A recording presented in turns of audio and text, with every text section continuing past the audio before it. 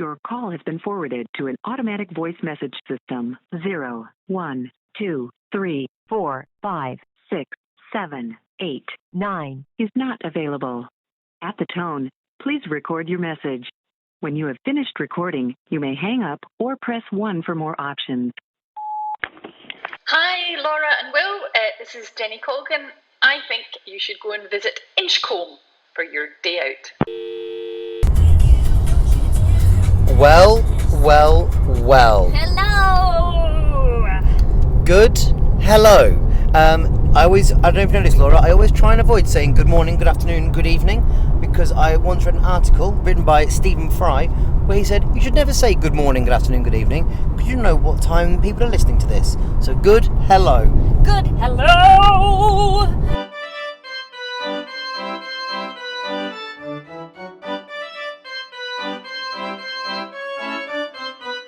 Salutations. Hello, fans of National Treasures.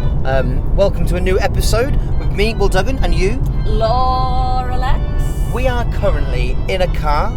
We, if you've listened to the episode at Beamish Living Museum of the North, we're recording this the day after. Last night we slept in a hotel in Washington.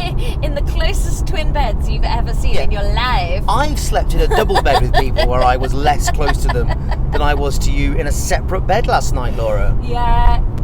But we've just crossed the Scottish border.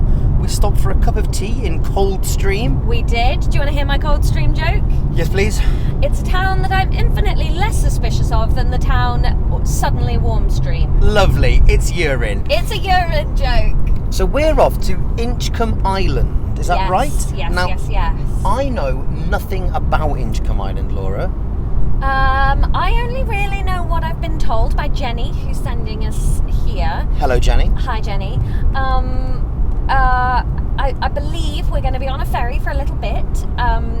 We might see seals, we might see some puffins. I like puffins. We love talking to Mary-Elaine about puffins in the YouTube series. We did. Apparently the gulls can be quite vicious. And then there's the ruins of an abbey, a monastery type thing on the island, and I believe we will walk around those and explore. Well, that sounds fantastic. We are here between the Forth Rail Bridge and the Forth Road Bridge. So far, it could do with a corner shop. That's how I feel. Yeah, but here's for hot dogs. Yeah, so we stopped for a little bit of food. I wasn't sure about ordering a hot dog because sometimes those boiled hot dogs are just so wet feeling in your mouth, and that seems hateful. So I've got a packet of crisps and a Kit Kat. Doug Duggs is chowing down on his hot dog and having a nice time. Hot dog, onions, ketchup, mustard. Perfect. He's having a good time. It's pretty idyllic here though, isn't it? So you just park up, free parking. Free parking, mate. That's good, isn't it? I mean, they could make an absolute killing on the... Yeah, free bloody parking.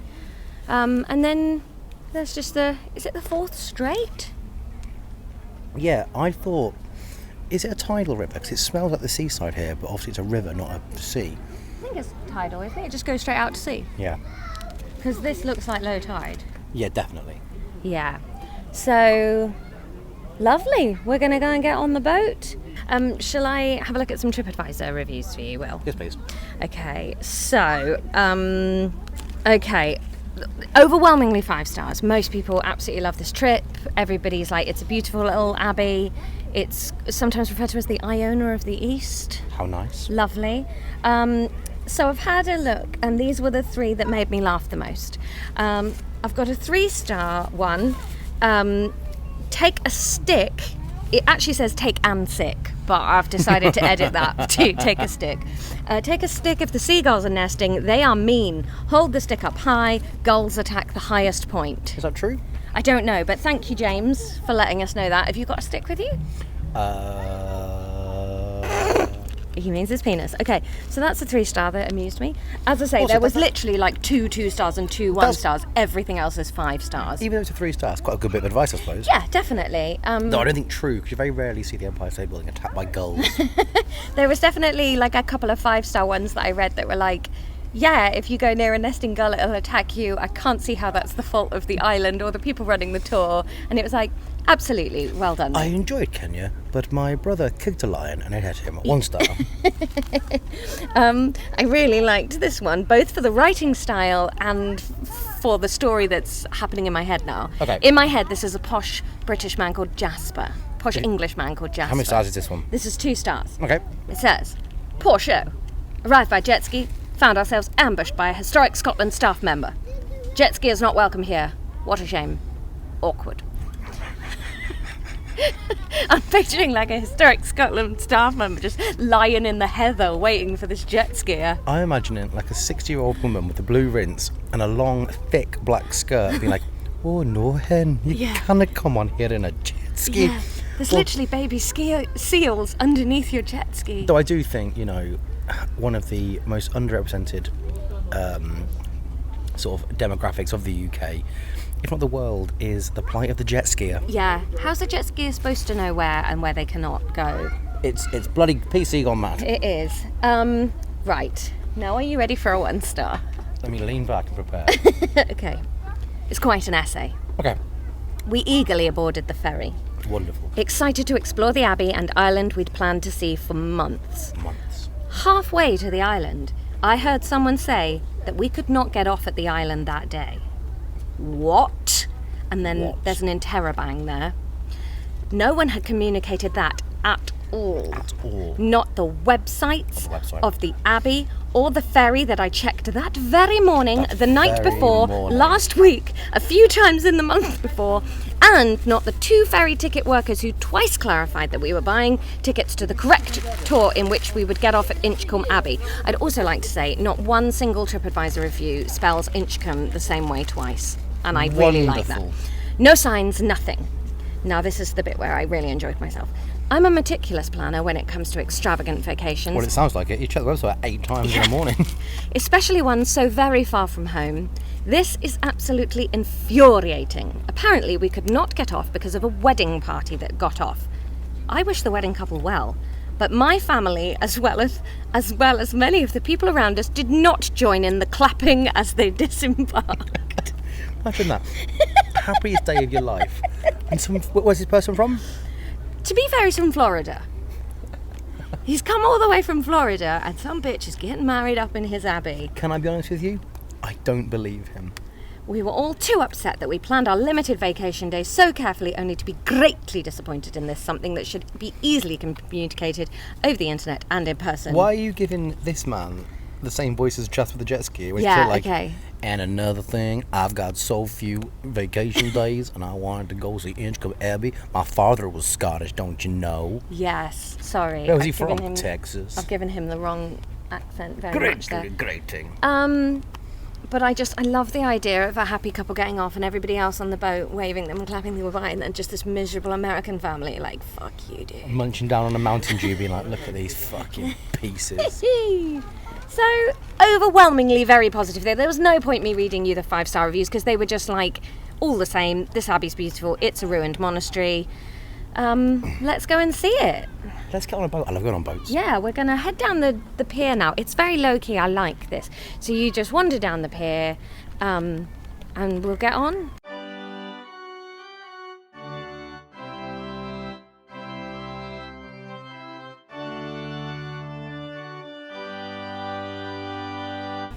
We're queuing to get on now, and the passengers that have just been on are getting off, and I have to say, I don't think I've seen one child that looks like they've had a good time. Well, even the 5-star reviews have said it's all ruined. Like, there is, by its own admission, fuck all to do. Except look. Would you have been livid at this sort of a day out when you were a kid? No, the thing is, like, it's like anything. Like, so take some places like Beamish we've been to. It's fun. I get it now. Like in a museum, I go, look, nothing should take more than an hour and a half when you're a kid. So, as a kid, I've been on the boat, I'd be like, yeah, this is cool. I bet it goes on a bit too long for a child. Then you get on the island, you're like, this is nice, but you've seen it. You know what I mean? Like, yeah. I am a man that enjoys, art, culture, history. Thank God I host a podcast about that. But if you're a kid, you're like, look, this is a really old monastery. Yep. What's the best day trip you remember as a kid? Alton Towers. Did you ever go to the American Adventure Parks? Yes. As a kid? Looking back, they were super racist. Terrible idea. Yeah, just outside of Birmingham. Let's do a load of roller coasters. Native American theme? Yeah. I remember getting That's where I bought my first Dreamcatcher. First? Not only? No, I was obsessed with things I could hang off my ceiling as a child. But you love lights. Yeah? Beams. Yeah? Fairy Wind lights. chimes. God, I had about 18 wind chimes in my bedroom. Noose. No. Oh.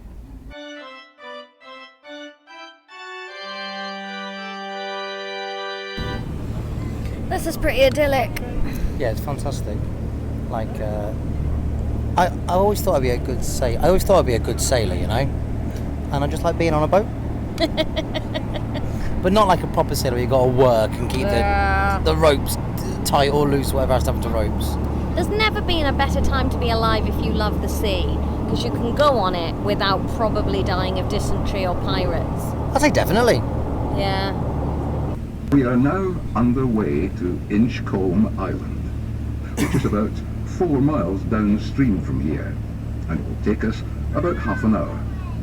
In a few minutes, the bar will be opening in the main saloon, serving Great. drinks, soft drinks, sweets, crisps, Will's little eyes teas, lit up and there. coffees. You could see it through my sunglasses. Ching. That's not The small island in the middle of the river, supporting the centre cantilever of the bridge, is called Inchgarvie. There are the remains of a castle, which from 1520 was used as a state prison.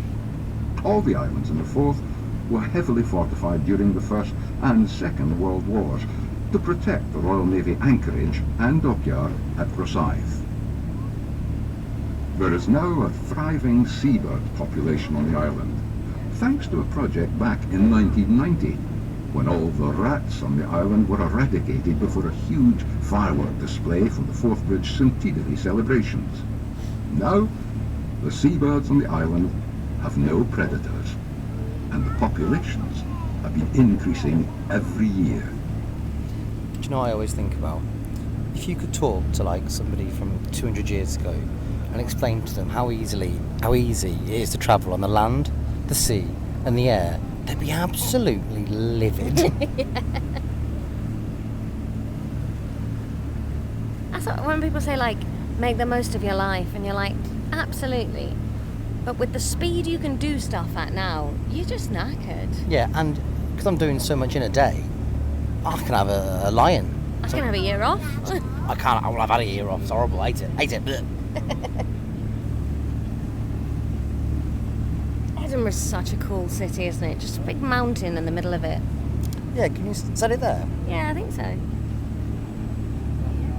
Oh, so when you go to the Edinburgh Festival and you go to the beach, we're sort of going down that The way now, old aren't we? terminal is named after Hound Point, That's not what I the asked. rocky headland we're passing on our right. Its name comes from a story that back in the 12th century, when the area belonged to the Mowbray family, the youngest Mowbray son went off to fight in the Crusades, leaving his favourite dog behind. Sadly, the son was killed in the Crusades, and it's said that on dark, windy nights in winter, you can still hear the dog howling for its lost master. To this day, the rocky point is called Hound Point. Sorry, you can hear the dog howling in winter. Isn't it dead by now? Yeah, but the ghost of the dog. Just right. beyond Hound Point is Bugle Castle, right down at the water's edge. Bugle dates back to the 12th century. It's quite good, this recorded thing. I wasn't sure when they said, oh, we'll play you a record. The River It won't be Forth happening itself again. flows out of Loch Ard. A lot of editing in this view, isn't there? About 40 miles west of here.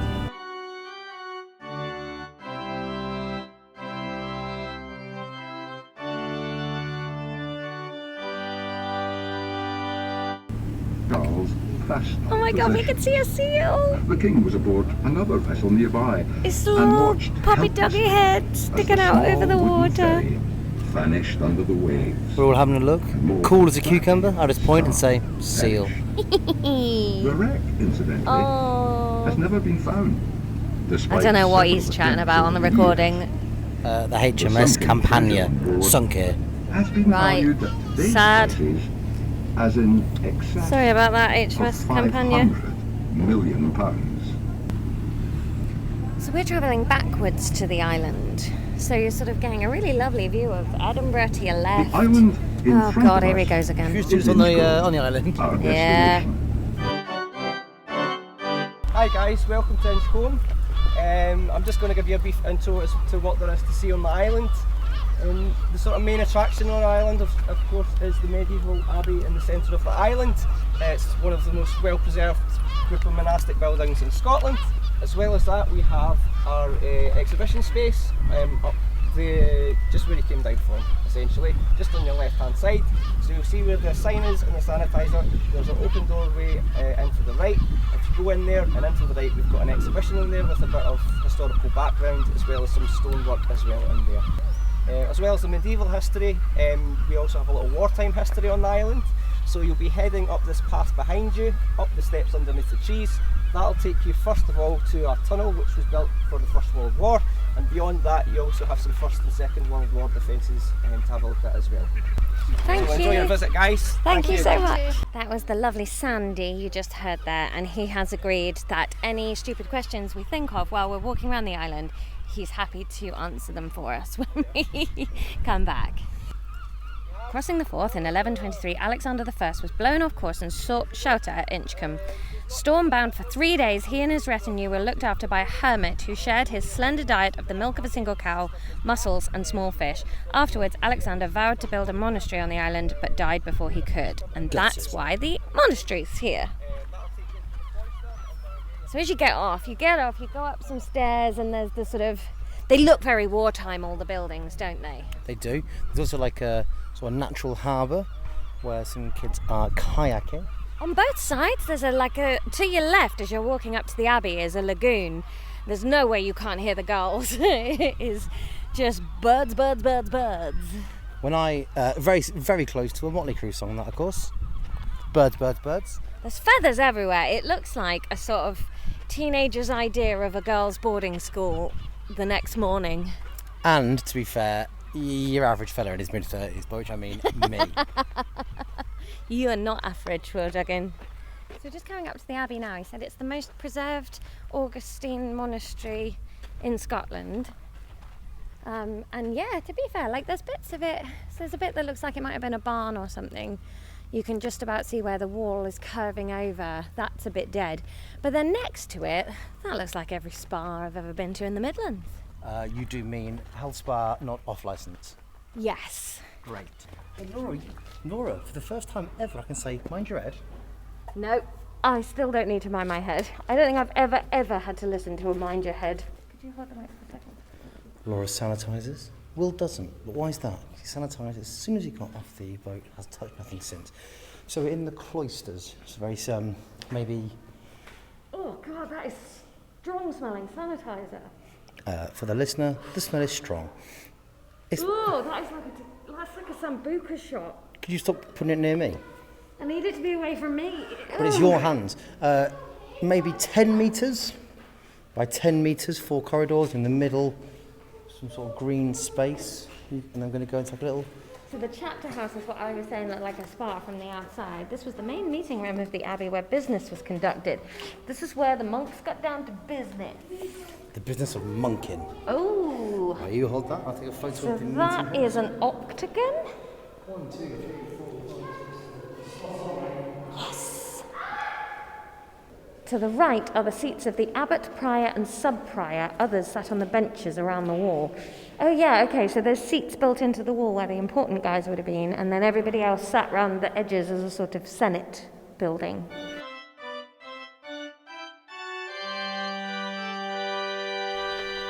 Alright, a master plan. Abbeys and priories all over Europe tended to follow a similar plan. The most important building was the church, laid out east to west. To the south lay the cloister, avoiding the shadow cast by the church. Clever. Very clever. All right, so there are 8 parts to your classic abbey and priory. 1, the high altar, most sacred part where mass is celebrated. Next to it in the wall is a sedilia, which are decorated seats for the officiating priests. 2, the transepts or cross arms, side chapels, they often had side chapels dedicated to particular saints, and would use to say prayer to benefactors. Very likely, in this place, Laura, one of them was dedicated to St. Columba. Oh my God, they were only allowed a fire in one room. Which room was that? The warming house. That's number 4. Number 3, the choir. Are you actually going to go through the whole list? Well, we'd be done quick if you didn't just kick in like a screaming... Want to go find Alex, a little play? The ordinary canons would sit here during services, sometimes singing responses. Absolutely ponk. Can you hold this? It's stinky. To the right is the pulpitum, decorated stone wall in front of the entrance. It's so boring, listeners. I mean, if she just shut up, it would be finished quicker, wouldn't it? 4, warming house. 5, dormitory. 6, dining hall or refectory. Once a day the monks would eat, mainly vegetarian, only ill and old allowed meat. 7, the cloister, and 8, the guest room. And a quote from St. Augustine, dwell in the house with oneness of spirit and let your hearts and minds be one in God. But nothing about screaming to play with Alex. Okay, we're going to go up a couple little stone steps. It's very dark. You can imagine it being very dark all the time. So we're in the nave of the church. This stone bolt was a later installation. Look at that view there, Laura, out to the sea. What percentage of you think your diet as a monk would have been eating gulls? Well, if you'd read the thing and hadn't huffed off... I heard you say they're mostly vegetarian, but Yeah, so- you're not going to admit that you're eating seagulls, are you? in case you're embarrassed. Well, they probably just taste rotten, but there's loads of them. They'd probably grow their own crops. Let's name some crops. Potato. Strawberries. Wow, you've gone mad immediately. There's a little gap between the walls there, which has to be just for viewing, but you're right, in the winter, an absolute fucking nightmare.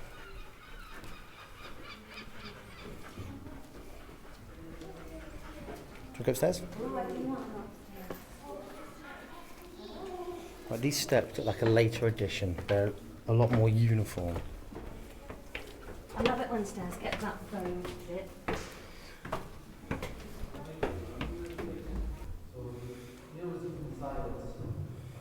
St. Benedictine's rule. During meals there should be complete silence, disturbed by no whispering, nor should anyone's voice be heard except the readers. What they were reading? Haircut that you're always interested The old tonsure. An abbot and a patriot. Walter Bowers, abbot of Inchcolm from 1418 until his death in 1449. During his time on the island, he wrote a history of Scotland. And here's a quote from that man about his own book. Christ, he is not a Scot to whom this book is displeasing. Nice. Laura there having a little antihistamine inhaler right by the microphone. Sorry. Oh, it's called the Scotichronicon. I love that name. The Scotichronicon. What a great name. If you had to write a book of your life, what would the Willichronicon. No, you only just heard about chronicons. No, I didn't. This part of the tower has been converted into a chamber, probably for the occupation of one of the abbey's office holders. A hole in the floor was for the raising and lowering of bells. Okay, so that's what someone was walking on over the top of us when we were underneath it. Oh, you get a hell of a view out of this window. I'll take a little photo of it while Laura's grabbed Imagine that, this. you're just ringing your bell and it's dinging right across the Forth like that. Oh, wow. Oh my God, a door that was low enough for me to have to duck. Here's the question. Was that low for the monks, or were they proper that tinsy little monk? Popping it here to rise? No, I think that must have been low even for a monk. I've hit my head. People weren't on average 4.5 feet tall. It's 1,000 years ago, though. Yeah, but they weren't on average 4.5 feet tall 1,000 years ago. You don't know. I do know, because no other doors are this height all the time. And this is the only door here that's this low. I think they've probably raised the floor in here looking at this concrete. What questions have we got for Sandy? We want to know about the monk haircut. We want to know how many people lived here. We want to know how tall they all were. We do. We want to know what's the most exciting thing that ever happened at this monastery. Right, should we wander a bit around the island then? Yeah.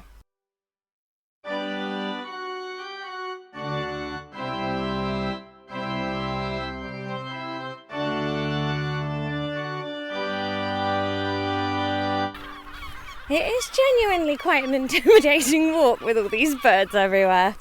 So there was a sign. So we're on the short grass, walking around the island, and a big sign said, visitors are advised to keep to the short grass during gull nesting season, which it is. And we walk around, and it's like a scene from The Birds. They're all just standing in the grass staring at you. You can see a few of the nests in the long grass. There's lots of adolescents around. They're the great ones, yeah? Yeah. It's a beautiful walk, though.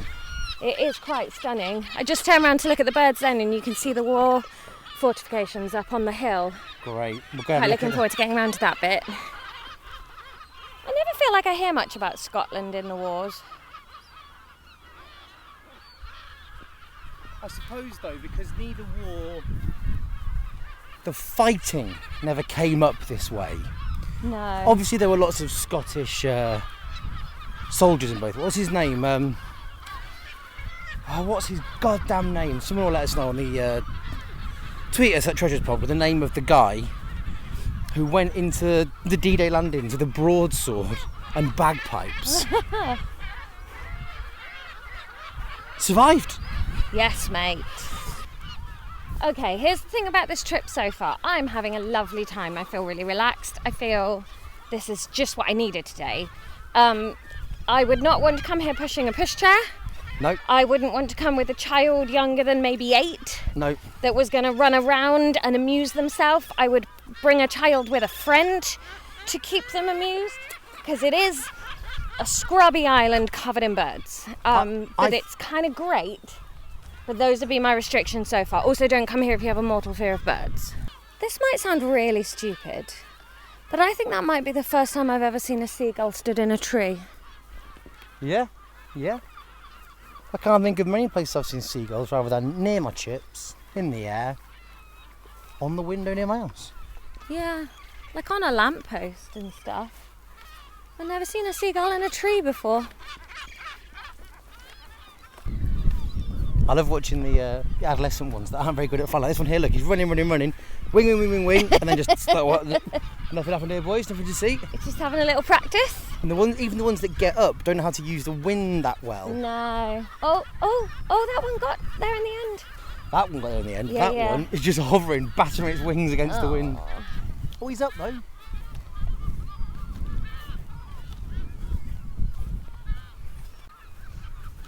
Strong smell of bird shit. Real big one. Would you have rather been a monk on this island, Or a monkey.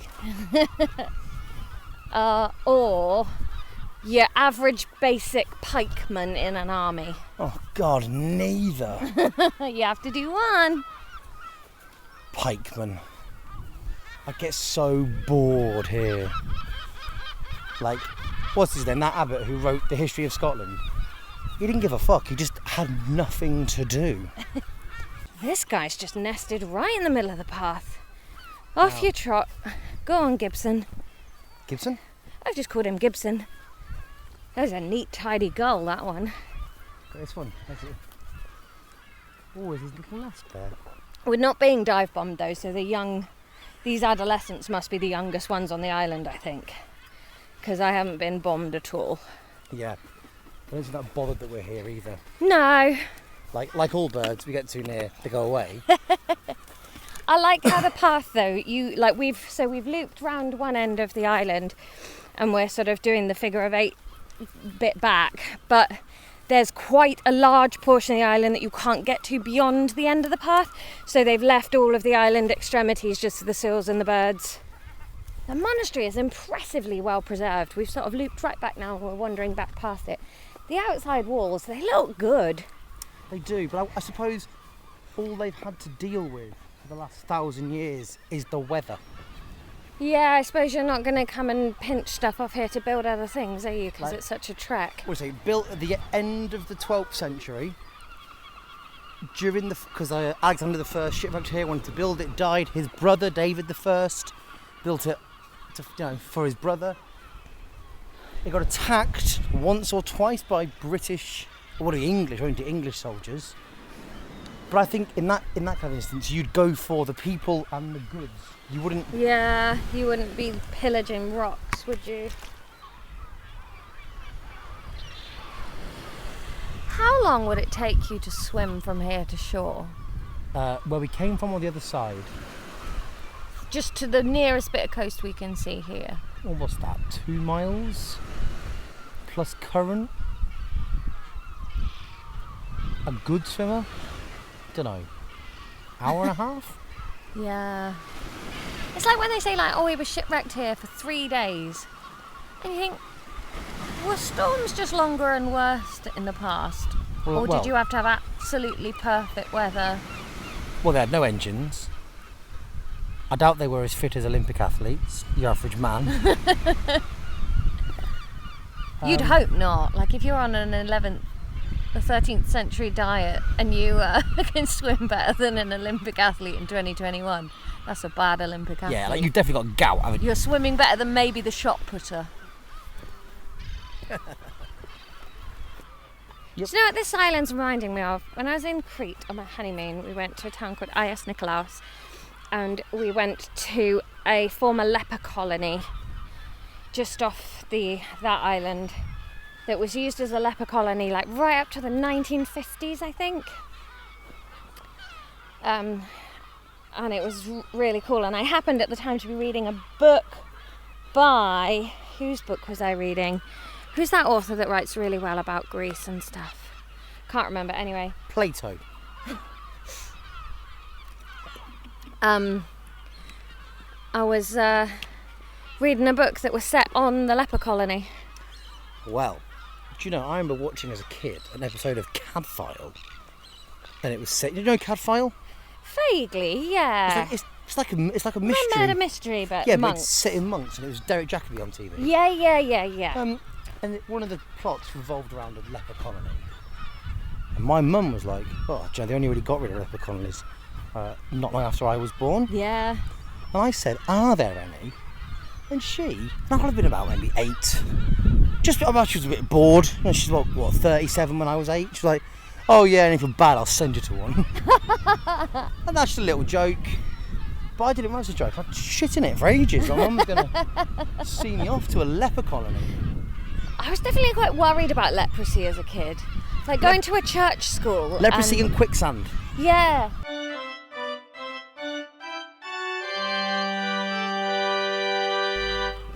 So heading back from the sort of one side of the island, which is the Abbey, you go up a hill, the other side, which is all the war stuff.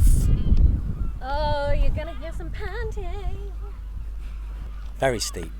So I was just reading on a thing there, despite what I said about not necessarily being as involved in the wars, this island was the site of the first air raid from Germany in World War II. Oh, wow. Okay. Speaking of World War II, I read a thing the other day saying that the old Axis forces built an airfield out of wooden planes, wooden everything, so it looked like they had more stuff than they did. But the British intelligence knew about it, let them finish like 6 months' work. On the day they finished, they just dropped one wooden bomb on it. So accessibility, really an issue. Oh my god, yeah, these things are horrific. It's terrible because you're trying to climb and it's hot. And obviously I finished my water rather than making it last. And every third breath in, there's real pungent bird poop. There's a lot happening. A lot happening. There's noise, there's smell, there's sweat. That's mainly me and Laura. It's a feast for the senses. It's a feast for the senses. It's a disgusting feast. Okay, so you reach top of the stairs, which was an absolute ball ache, and you get to a tunnel. Inside the tunnel, you'll hear the echo. Very similar, fans of the Tom the Tank Engine series, one that the bad engine gets bricked up in. What? They brick someone in? Yeah, he's not being very useful, so they brick him in. It's harrowing. Jesus Christ. They let him out again though, do they? Well, I think the next story. Oh, it's genuinely quite dark. So what was this tunnel? This is a war thing. Yeah, I think it's to do with like a armament. I want a torch down here. This is very dark. Oh, it's got real Runaway Children vibes. And then you I've got can't. to stop the train. You come out the other end, My petticoats. and you're in Narnia. Oh, you come out the end to the most amazing view of Edinburgh. Wow. That is fantastic. And that's the RSPB sanctuary over there, isn't it? Yeah. I mean, it's a hell of a view. Yeah. We've been so lucky with the weather. Amazingly lucky. It's amazing to think with history, isn't it? There are some people who've spent World War II just in these guns, waiting for the Nazi invasion. And now just me and you just wandering around having a nice time. I always think that, like, more people probably come on this island in a year now than used to come on per century. Yeah.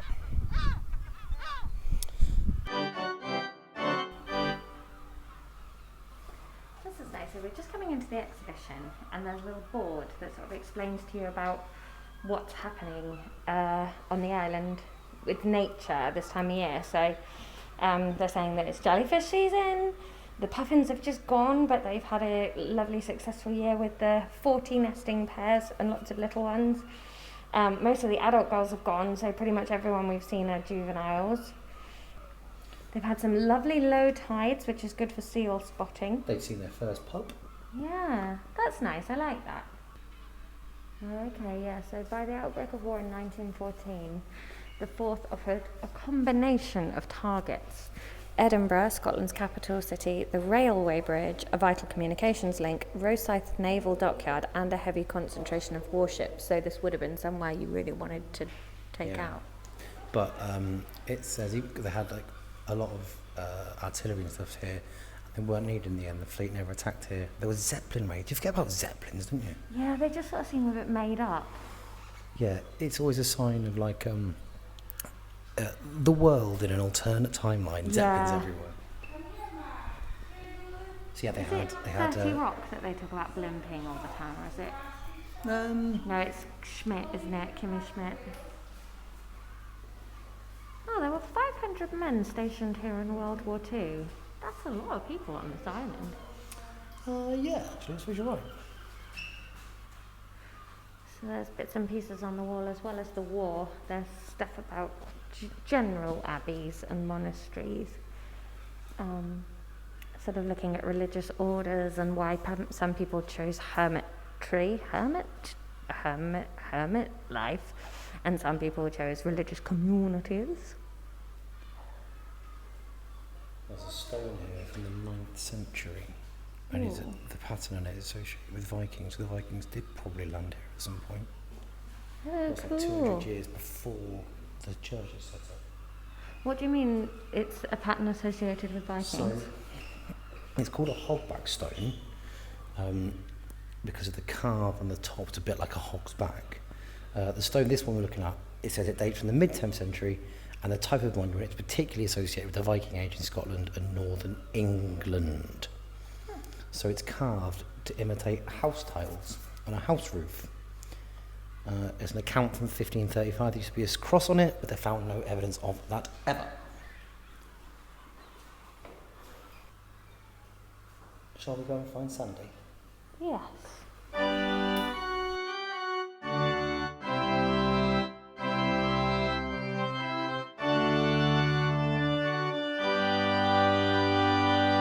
Nice to talk to you. Okay, so can you tell us what your role here on Inchcolm is? So I'm a site steward out here on Inchcolm, so I have various different jobs I need to do day to day.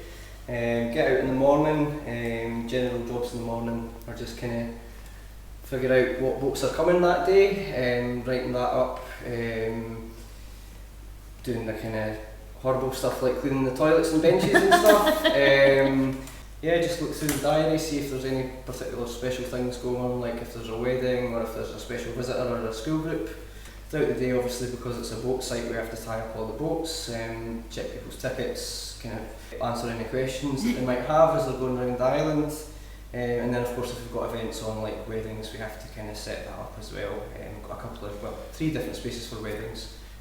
One that's used the most, which is the largest one, and then a kind of medium one, and then a little smaller one as well. That'd be nice. Do you have to stop? Obviously, like the island's overrun with gulls and birds. Do you have to stop them trying to nest in the monastery? Generally, they don't nest in the centre of the island. Okay. They tend to stick to kind of beyond the abbey at the western end, or where the kind of main bunch of fortifications are on the east side. Do you have to intervene much with the wildlife, or is it like it's nature? What happens? Because it's not a sanctuary, is it? We kind of don't interfere too much with it. There are sometimes unpleasant points where we have to kind of dispose of gulls that have died. Oh, well, such like we were up on the western bit and we smelled the dead bird and we saw part of a dead bird. So there is that kind of, especially when there's a lot of children on the island. Yeah. I mean, obviously kids have to learn about death and stuff like that, just to make it a little bit more pleasant on their day out. We kind of have to... Yeah. You can learn about death, you don't have to learn about the slow decay of a body in heat. Exactly. Hey, have a look at this lovely abbey. Death comes for us all. What's your favourite bit of wildlife? On the island? Yeah, like, or the Forth in general. Have you, what I'm basically asking is, have you ever seen a killer whale? So, I'll answer that on both accounts. So, in terms of the island, I love the puffins. I think everyone loves the puffins. I think they've pretty much left now. Yeah. So, you probably wouldn't have seen any. We've not seen any for days. So, obviously, because they are just so small, have such an awkward flight and landing, and their beaks are lovely. And they're a bit harder to spot. Like obviously you've seen a million gulls in Inchcolm already today, but sometimes when you see a bunch of puffins it's like a nice surprise. So that's good to see. These kind of seabirds as well. We have a lot of oyster catchers as well that you tend to see about the island. I actually saw an oyster catcher in the refectory recently, which is the kind of main wedding space that we have, which was obviously previously where the monks would have, the canons, sorry, correct myself, would have eaten. That was interesting because I was kind of cleaning the benches that morning and I just heard a bang behind me, like a constant thump. It was actually, there was a oyster catcher caught in the refectory and I thought its only way out was through the window, which you can't open or anything. So I tried to kind of usher it out. I didn't want to get really close to it. I was kind of using a brush. I don't know if I'll get sacked for this. But I was just trying to guide it to the door. But that didn't work, so I was just trying to rethink. But then eventually my colleague Vicky, who you've also spoken to, she managed to get a kind of towel around it, and it was actually very calm when she went and got it. Like that's what I was worried about, is that it would kind of, as well as being distraught, it would probably attack me. So that was why I was trying to keep my distance, because I've got very long beaks. But Vicky managed to get it, and as soon as it was in the towel, I just took it. It was very calm.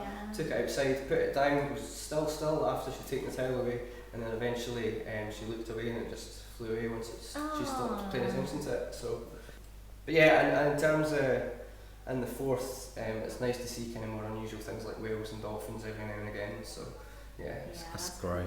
Loads of seals, but you see them all the time. So yeah, they're pretty cool for us. When you were when the abbey was like active, how many people would live in it? So you'd have 15 to 16 canons. So the canons are essentially the monks, and the differentiation between the two is that monks would generally tend to stay within the one place. Okay. But because obviously the way Inchcolm is, the canons, they were Augustinian canons, that was the type of canons they were. They would mostly be on the island sort of praying, living a very kind of devout life, being very quiet and doing lots of prayer and mass and stuff like that. But they would also travel out with and preach on the mainland. Okay. So the distinction is mainly that the canons can move about sort of thing, but their base is here. So there'd be about 15, 16 of those, but they'd also have servants who would kind of do kind of other jobs that they, like non-religious jobs. Would they have had like little bits of farmland on here? Yeah, so Yeah, they would. That would be one of the jobs for the servants. Would be kind of farming. There have been kind of sheep and things on the island previously. But yeah, I imagine they would growing like crops and things as well.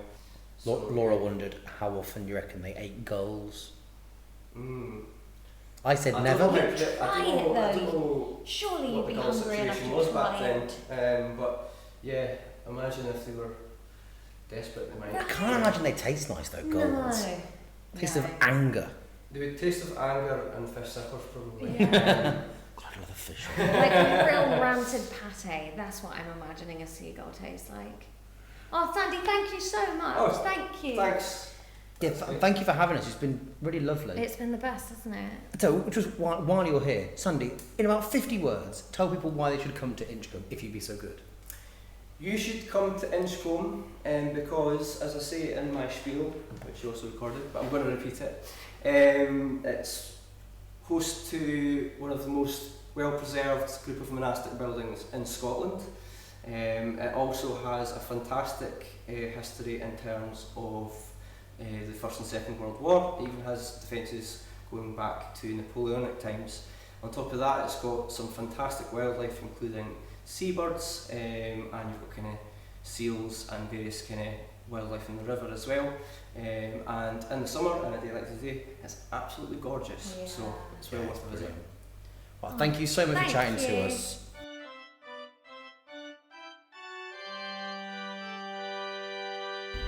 We are back on the boat. We are. How do you feel, Will? I feel at sea. Which we just learned is Gaelic for peace. Yes. I feel at peace. I loved it. It was great. Yeah. Like, it's definitely helped by the fact that it's a beautiful day. Like barely a cloud in the sky.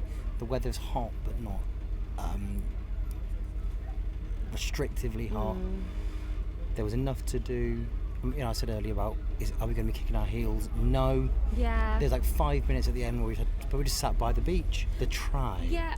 I think that's the thing. I wouldn't come here like, oh, it's the only thing you must do in Edinburgh. It's if you're here for a week and you want a day where you get up, you have a leisurely breakfast, you chill out, you do something really nice for a couple of hours, and then you go out for dinner in the evening. What a lovely day this has been. Yeah, perfect. The only negatives I can think is it's not loads to do for kids. It's not everywhere it can be for kids. Yeah. And it's not the most accessible place. But it's an island from an abbey that was built 1,000 years ago. It's not going to be. Yeah. We'll go and talk to Jenny about it, find out why this is her place. Great. Hello, Jenny. Thank you so much for sending us to the abbey. We had a lovely time, didn't we, Laura? Sorry, I was having a mouthful of Beamish tea then because I thought you'd talk for longer. Yes, oh my God, I loved this day out. When we were on the ferry on the way back, me and Will were both sitting there like, oh, I could just go to sleep now. This is the most relaxing day of work I've ever done.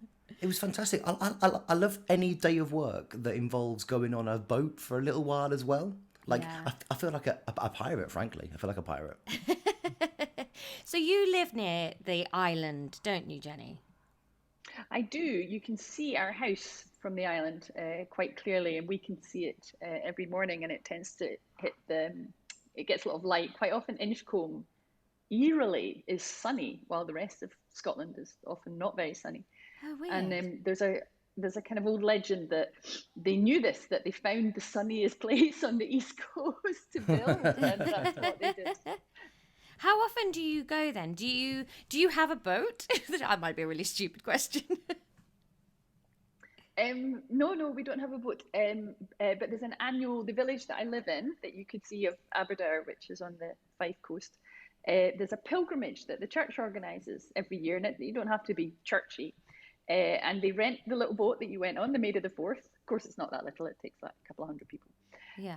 And you paddle over, and then the kind of jolly pastor with his crew kind of leads us down to the grounds, and there's a couple of hymns and stuff, but mostly it's just a lovely day out, and everyone brings a picnic, and the weather's generally very nice, and the kids all kind of scamper about, and they play on the beach, and they get lost in the tunnels, and I think you get like two, and then everyone gets really nervous they'll miss the boat back, and it's just a lovely day Oh, yeah, out, that and you're sounds there great. with you know everybody there. So, Yeah. but the trip is always in September, and September generally here is very, very nice. You get some beautiful kind of golden autumn days. I love September weather. What's your favourite? Because we felt like the island was sort of really neatly and usefully broken up into segments. So you had the abbey bit on the beachy bit, and then you had the sort of birdie bit, as we refer to it, and then round on the other like wing of the butterfly of the island, you had the warry bit. What's your favourite bit? It is, isn't it? It's like Disneyland. It's like adventure. Yeah. I think I do have a favourite because it was, I think, the first time I took the boys and they were like, "What is this church?" You know, they were all really fussy about it, and the the big World War tunnel, where it disappears and it goes dark, and they were sold. Once they saw that, they were sold. Of course, one of them didn't want to go through, and then they didn't want to look scared, and and you can see kids doing that every year. Their eyes get really wide as they get close to it. That tunnel was a lot darker than I thought it was going to be. Like, it was quite scary, that tunnel. And so the kids are like, "Oh God, church and history." And then ends up being kind of really, and that's it. Once they're up there, and also the view from up the top of the war thing of Edinburgh and the ships coming through is just. Did you get a sunny day when you went? Yeah, we did. We had really an amazing day. Yeah, it's just. I just think it's heavenly out there. I think it's really weird. People get married out there all the time, and I think, oh, that's cool. Did you meet the person who lives there all the time? Yes. Well. Yeah. Go on. Sorry, Laura. No, you go, Will. So we did meet them, but they're not staying there all the time now because of COVID. It's just they're back on the mainland. There's no one living there. But we met the guy who, and I'd been thinking about him because I was thought, God, imagine if you just got a craving for like a Domino's or whatever. You just couldn't slake it. So I asked him about that. And he did people on jet skis just bringing pizzas occasionally. I think it's the greatest takeaway I've ever heard of. Like, the island was nice. The thought for Domino's was incredible. Yeah. I just find it so interesting that actually back when they built it, going anywhere by boat was substantially quicker than going anywhere by road because the roads were so terrible. So you were literally extremely well connected living on Inchcolm. Between Edinburgh and of course Dunfermline, when that was built, was the capital. That's where the King and Queen lived. So you've got Dunfermline on one side of the Firth and Edinburgh on the other side, and you just sit between them. It's like living in Covent Garden. I hadn't thought of that because we discussed, like, the people will have heard on the episode us talking about like being super remote, but that's a really interesting mind blower that you weren't remote. You were on the middle of the motorway. You were living at Crawley Services. Yeah, you were. Okay, that makes more sense then, because Will and I were literally having that conversation going, you're already living in Scotland in the 1100s. Why would you make life harder for yourself by living on a rock? But that makes sense. Oh, I love it. Yeah, you're making life a lot easier for yourself and a lot less kind of, tribal banditry when you don't have to face them all the time. Pirates. Well, yes, I suppose pirates. Yes, right. Are you just having a very piratey day? Is that what it is? The thing is, I think if ever I think about ships, I think about pirates. And that's how my brain works. If it's pirates, it's ships. If it's ships, it's pirates. See, my husband works in shipping. He's a marine engineer. So whenever I think of ships, I think... I like the idea, but actually, on balance, I think an engineer is probably a slightly better. But he is not a pirate, but they do keep a gun on board and are very careful, particularly if they're refueling at somewhere like Cape Verde. I've got to say, Jenny, sounds like he's a pirate. He's on a ship. He's got a gun. It screams pirate to me. Yes. Well, he's kind of the dull person fighting the pirates, but they are ready for pirates. Although I think it's not the danger that it was. I don't know how they've sorted it out, but it doesn't seem to be. It certainly was a real issue at some point. Oh, sorry, I'm not thinking of Somali pirates. That's terrifying and awful. I'm thinking of Captain Hook. Well, they're real pirates. They're pirates. That's what all pirates were like. They're all terrifying. You think, yeah, there's no jolly band of crocodile watch pirates. Crocodile Watch Pirates is the unwritten draft that Elton John never released. You're a writer. Do you find places like Inchcolm sort of inspire you along surprising lines, or do you switch off when you go somewhere like that and you're just like, nope, this is me time and it's nothing to do with work? Well, I don't write historical, so No. I don't feel under any kind of pressure from that perspective. But I think living somewhere like Edinburgh, where I spend about half of my time, it's unavoidable that every step that you take has been trodden on by 1,000 other people, a million other people, for hundreds and hundreds of years. And that is, it's just interesting. When you go up one of those closes or you come down Jacob's Ladder, you can't not think of the countless lives that have streamed past before you. And yeah, there's something about that, living in a place with really, really old bones. Yeah. Because I always think writing historical must be exhausting because you have to do so much research before you can even start imagining, and that just seems like work rather than fun writing. I tell you what I hate in historicals, when everybody speaks in historical tones. I can't bear it. I can't say, why, pretty sir, good morning. I hate it. And also in science fiction, I hate the idea that in the past people had no sense of humour. That they spoke protest. I didn't really get on with Game of Thrones, even though that's not a real past. But this idea that the world used to be full of people intoning grave news to each other, whereas of course, if you look at Shakespeare or Vanity Fair or something like that, it wasn't. It was just as full of it. It isn't like the earliest Roman graffiti, somebody making a fart joke. It's not. Yeah. I think humans haven't changed, and I hate historical books that imply that somehow that they have, and that they had this lordly, serious way of speaking that we don't have anymore, and that's just nonsense. I think one of the reasons I liked the Hilary Mantel's books so much is that they're very funny. Have you ever heard it's almost like a conspiracy theory to do with monks and cats? So obviously monks were sort of handwriting all their manuscripts, so they did the doodles in the margins, and they had apparently competitions between abbeys for who could draw the funniest cats.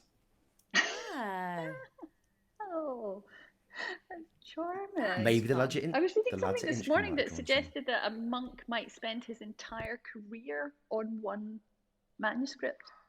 That sounds like me writing a book. Yeah, I've written one joke in the last 10 years. That is exactly how I feel right now at the first draft submission stage. I'll never write anything ever again. The process. Oh, Jenny, thank you so much. One, for sending us there, because I'd never have thought of going to I'd never have heard of it. I'd never have Googled it. I'd have gone to Edinburgh, hung out in Edinburgh, and that's all I would have done. So thank you so much for informing us. And then thank you for talking to us as well. Yes, thank you for those two things in that order. I'm so thrilled you had a brilliant time. When you think that something's wonderful, then it's the nicest thing that somebody else likes it too. Oh, thank you so much. Thank you. Thank you very much. Bye, Jenny.